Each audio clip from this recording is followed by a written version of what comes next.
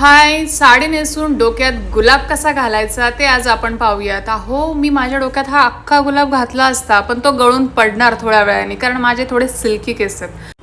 आता ही सुंदर चंद्रकोर जी केसांमध्ये माळतात ती चंद्रकोर माझ्याकडे आहे. आणि गुलाब, बापरे, गुलाब तोडणं माझ्यासाठी खूप अवघड काम आहे, एवढं सुंदर फूल तोडणं.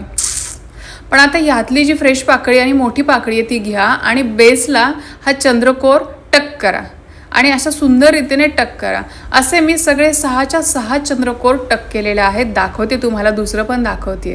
कळालं तुम्हाला? खूप सुंदर आणि सोपी प्रोसेस आहे. आणि तुमच्या आवडीनिवडीनुसार चंद्रकोर डोक्यामध्ये खोचायला लागा. बनमध्ये पण हे खोचता येतं आणि आपण मोकळ्या हेअरस्टाईलमध्ये पण छानच दिसतं. बघा, तुम्हाला हे आवडलं का? खूप सुंदर असं दिसतंय मागून आणि पुढूनही सुंदरच दिसतंय. अरे हम है ही अच्छे.